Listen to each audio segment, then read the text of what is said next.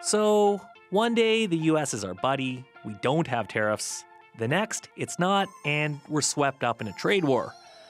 What can any one person really do about that? We just have a planter box in the back, but you get a lot of food out of a little space. So it just dawned on me that, look, I can't change world events, but there are things I can do, and this is one of those. Hey, when the going gets tough, sometimes the tough get planting.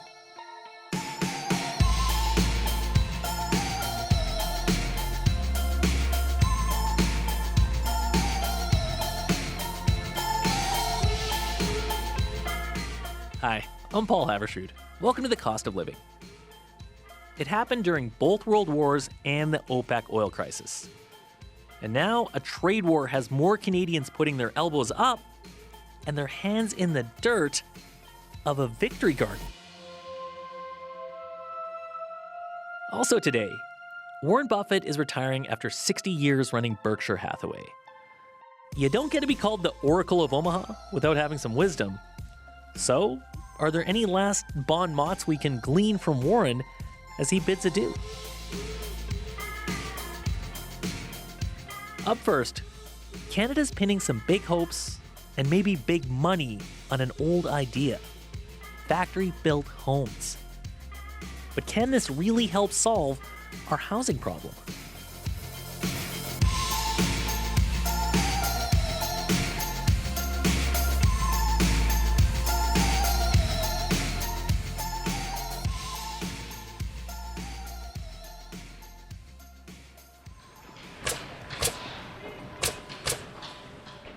So it's 76 feet long, and it's going to be 40 feet wide. So this house is going to be around 3,000 square feet complete when it's done. Rick West is in his shop at Triple M Housing in Lethbridge, Alberta. It's pretty noisy in there. They build prefabricated homes. In here we have between 30 and 40 under construction at any given time, and we start and finish 3 to 4 a day. So Rick is cranking them out. That could be pretty good news for the country's housing market, because Canada, we need something like 3.5 million homes in the next 5 years. And that's putting prefab in the spotlight. The new federal government, during the election campaign, pledged $25 billion in loans to help jumpstart the industry. This is a pretty big bet. But we've heard prefab or modular housing talked about for years. So has its time finally arrived, and can it help the housing crunch? Jen Keene, you went down to Lethbridge, checked out Rick's operation. What's it like? It is loud. It's loud in there. But it's also big. You have to imagine like a warehouse the size of several airplane hangars. And inside there's this home building assembly line where you've got the floors at one end. They're being put together on these wheelie contraptions, and then they move down the line to get the roofs put on and the walls put up. And at the end you've got finished homes waiting to be loaded onto trucks. And this is the kind of operation the feds want to see more of. They want to see this happen really across the country. It looks that way. I mean, construction in Canada, Paul, it's got a productivity problem.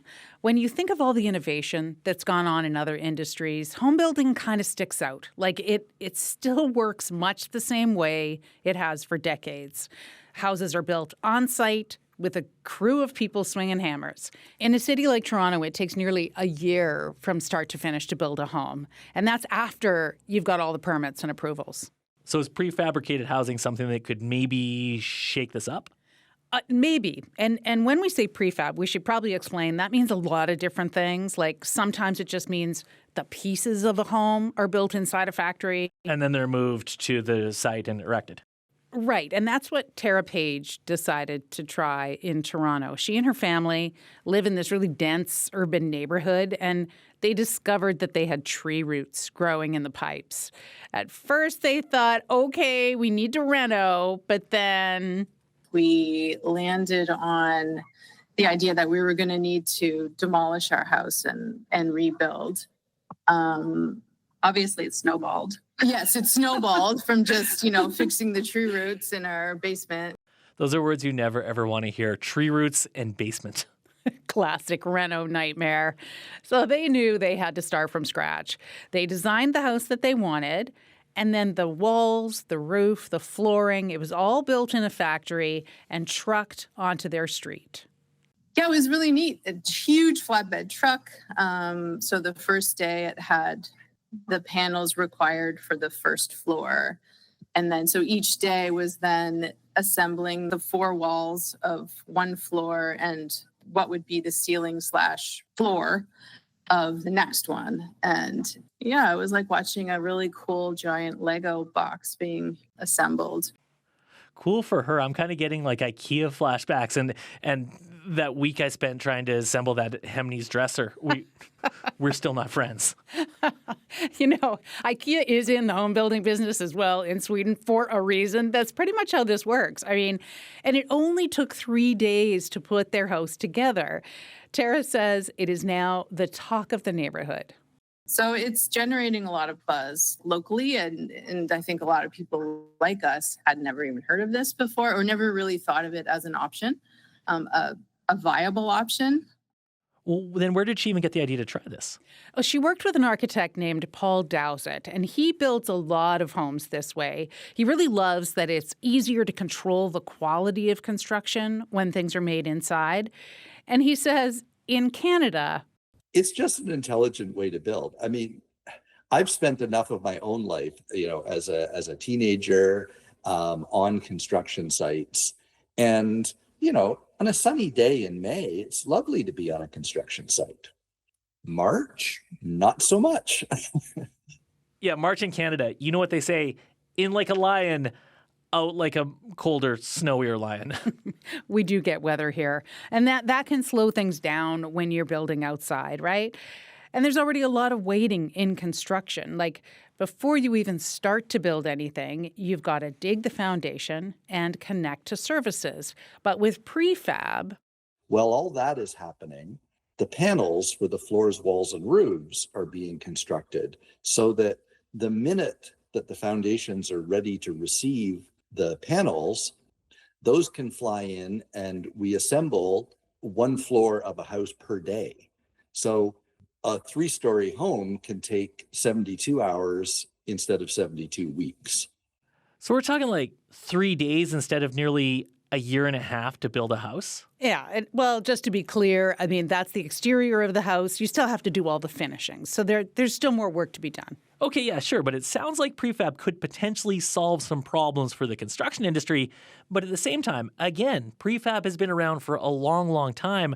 So why does it always seem to be the next big thing, Jen, that never quite gets here? Partly because of tradition. Home building has just always been done a certain way in Canada, and it's slow to change. Paul puts it this way. The stereotypical image of the construction industry is Mike Holmes standing there with his arms crossed, being stern about something and not really open to change. It's very conservative, and that's not necessarily bad. There is a lot of money on the line here. Like sticking to the tried and true is sometimes a safe move. Yeah, and if the industry is making money, then where is their motivation to change? Right. Home building is also a boom and bust industry. Mike Moffat is an economist and housing expert at Western University. He says builders have to know that they can survive the downturns.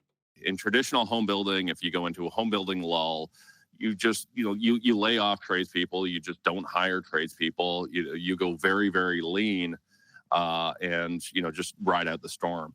That's harder to do in home manufacturing because you have a big factory that you have to take care of. You can't scale that down as easily. No, you want to talk about fixed costs. That's having a factory, that's having employees that show up all the time. But maybe this is a place for government to step in. I mean, could they be that customer that guarantees steady work for these prefab outfits and helps them scale up? Yeah, that could be a part of the solution here. The Liberal platform also talked about creating a crown corporation called Build Canada Homes that would be dedicated to building affordable housing. If that crown corporation contracted prefab home builders, it might be enough to see them through the lean times in the private sector. So they might take those risks, invest in more machinery, start making repeatable designs that could be made on a larger scale. Basically, this gets the prefab industry in Canada really, really rolling. So then if that happens, still an if, Jen, then what? Maybe prices come down, because that is ultimately the goal here, isn't it? Prices right now for prefab are roughly the same as conventionally built housing. But if the bet on prefab pays off, Mike Moffat says you might get economies of scale. So if we're able to scale up this industry, we're able to get those costs down, but we're also able to produce faster, because instead of building for 40 or 50 hours on site, you've got a factory that might be running 150 hours a week. So he's talking about building houses 3 times faster. And we know, obviously, we need a lot of houses in this country, and we need to build them faster. Yeah, so prefab might be able to help with that. But the construction industry would have to get behind it, would have to do it at scale. And then we'll see if the feds come through with this $25 billion promise, what it all looks like when it's actually in the budget. Thanks, Jen. You're welcome.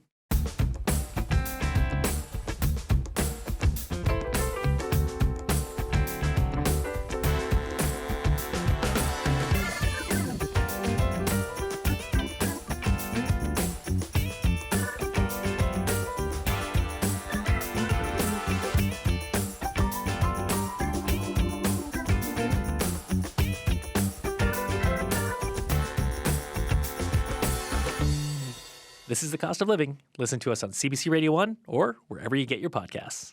I'm Paul Haberstrood. Sometimes we're just at the mercy of big overarching forces, like a trade war. And if the price of lettuce goes up, we either pay more or eat something else. But Danielle Nerman finds not everyone likes that. So they're taking matters into their own hands in one place they can control, their backyard. Bill Belzy is sorting through a pile of colorful seed packets. I'm going to start off with some lettuce and probably put in some radishes and a few carrots. And if I could, He's ready to get his hands dirty and grow some veggies on his patio. We just have a planter box in the back, but you can get a lot of food out of a little space. So, yeah, that's the plan. Like a lot of Canadians, Bill is looking for ways to bring down his grocery bill and bring his elbows up.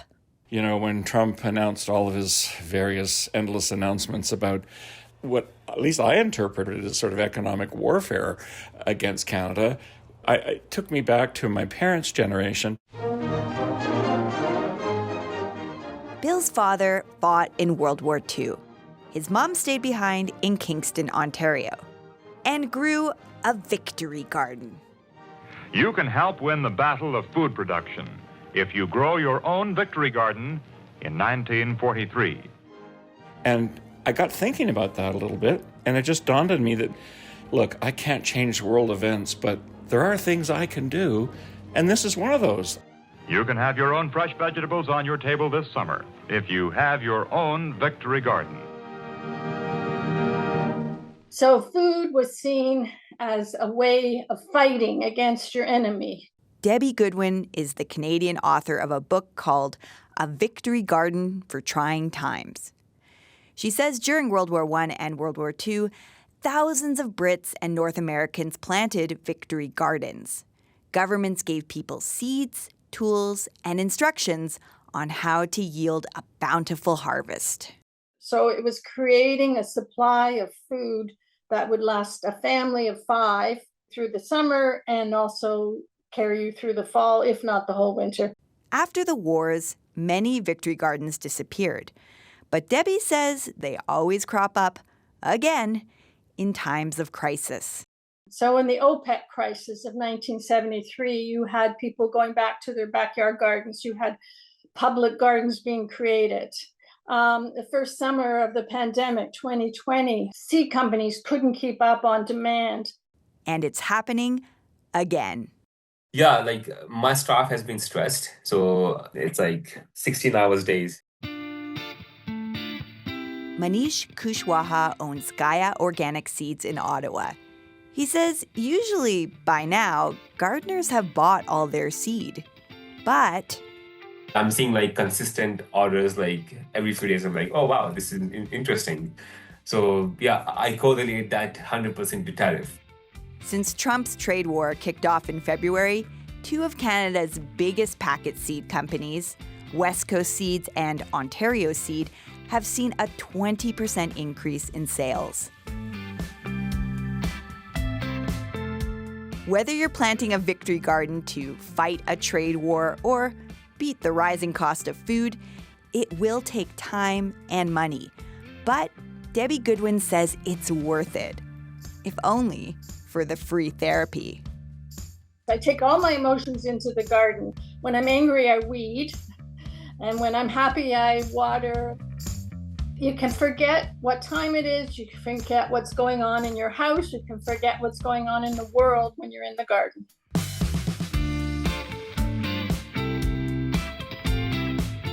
For The Cost of Living, I'm Danielle Nerman.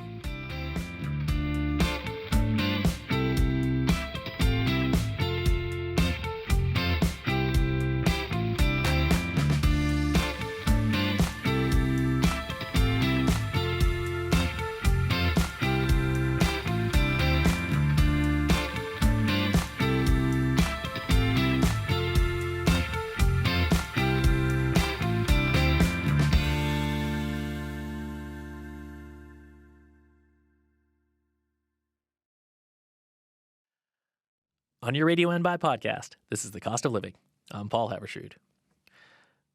Warren Buffett has lived in the same 5-bedroom house since 1958. That in itself wouldn't be notable, except he's one of the world's richest people and maybe the greatest investor of all time. If you invested $100 in Berkshire Hathaway when he bought it in the 60s, today it would be worth nearly $3 million.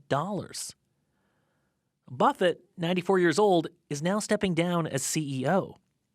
His advice on investing and life is pored over by people hoping to catch some of his magic stardust, like we're about to do right now. Lawrence Cunningham has followed the Oracle of Omaha for decades.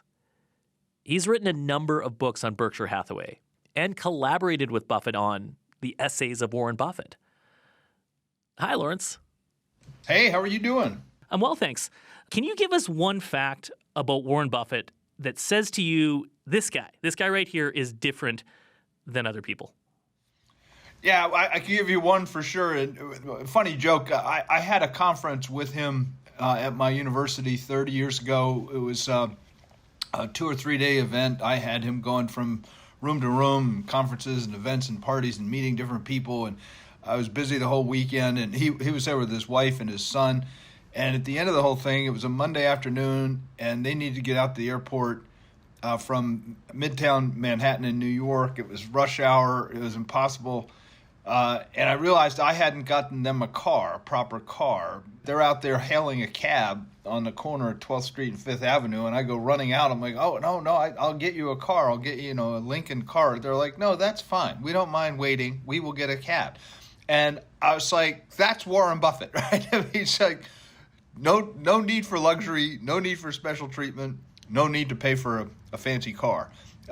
So everybody else I know would have said, oh, good, thank you. I don't feel like standing here. But that's Warren Buffett, right? He's the Oracle of Omaha. He's known for having this sort of folksy charm, some Midwestern wisdom. And when you look at kind of how he lives, here's someone who eats the same breakfast almost every day when he goes to work. He's been drinking Coca-Cola for decades. He's known, as a buy and hold investor. He holds stocks for decades. When you think about the idea of loyalty, I'm wondering if the idea of loyalty plays into sort of how he lives and his success at all.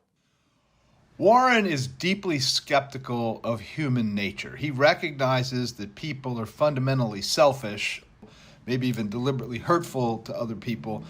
And so he is reluctant to go into business with most people. He's reluctant even to be friends with most people. So he sets an extremely high standard for people he will go into business with. And once that you're sort of crossed that hurdle and you demonstrate, you vindicate that friendship or relationship, he trusts you infinitely. And within that small group of highly trustworthy people, loyalty is key, right? People reciprocate that commitment to each other, that we are honorable, we will not be selfish.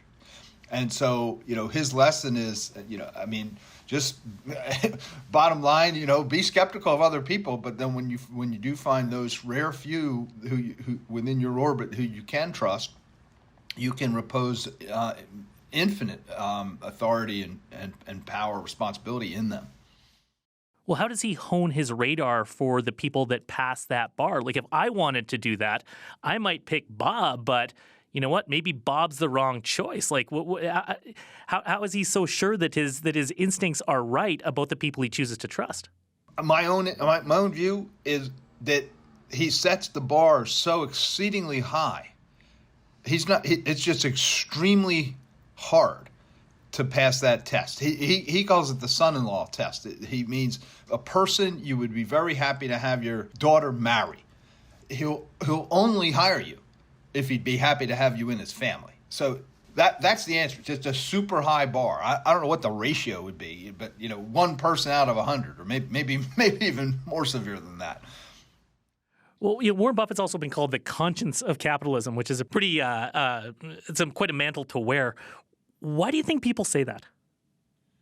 Yeah, he deliberately elevated that concept of trust or trustworthiness to the idea of morality, of proper behavior, of only doing things that you'd be happy to have everyone in the world know you did. He calls that the New York Times test.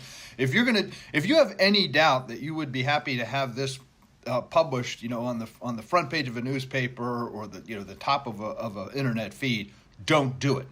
And that's how he's lived his life. That's how he's run his businesses, has made decisions about investments or about hiring, and he's repeated that in many different settings. The most famous occurred in 1995 when an investment bank of the period called Salomon Brothers got into a criminal situation where some of the rogue traders in their bond room had cornered the market on U.S. Treasuries, violating numerous laws, and it turned out there was a bit of a cancer inside the firm.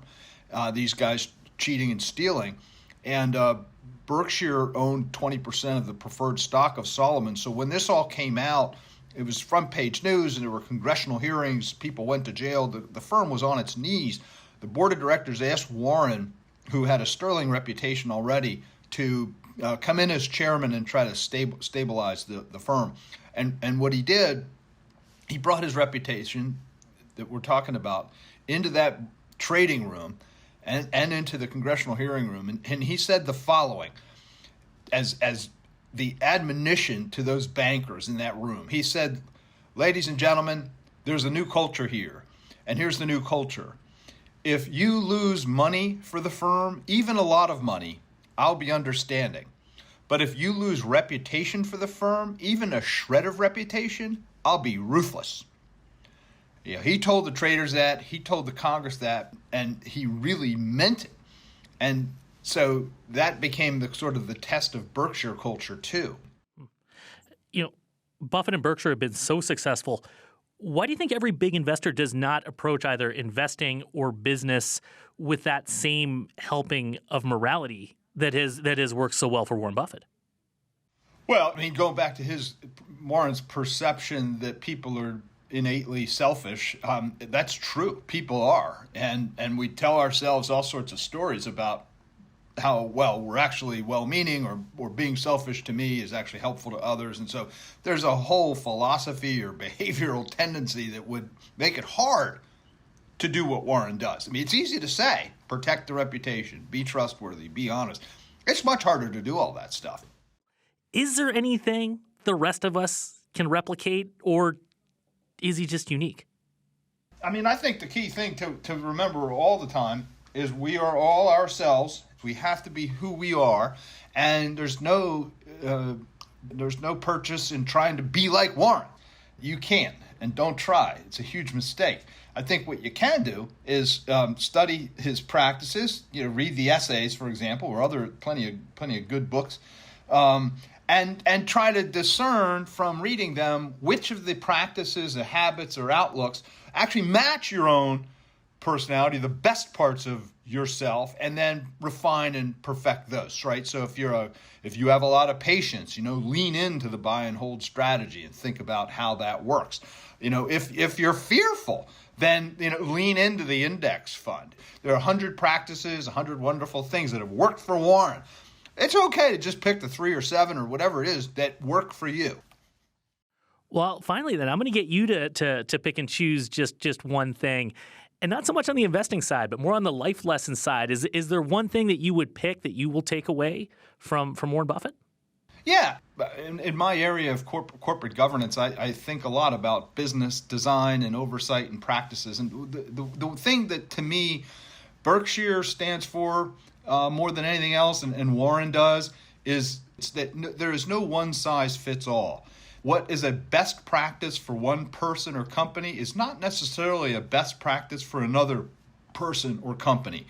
And so I always try to remember that. When somebody tells me, this is the way it's done, or this is the best practice, or this is the gold standard, I raise an eyebrow. I'm very skeptical of that idea that this is just right for everybody. So I walk around with that idea in my head pretty much all the time. And it helps with kids, it helps with friends, just to recognize that you need to use another colloquialism that Berkshire likes, you need the right tool for the job. All right. Be yourself. Lawrence Cunningham, thanks so much for all that. My pleasure. Thank you.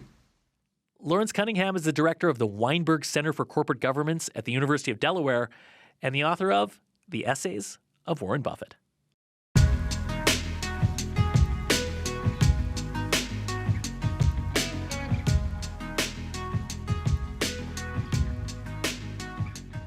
That's all for the show. The Cost of Living is based in Calgary.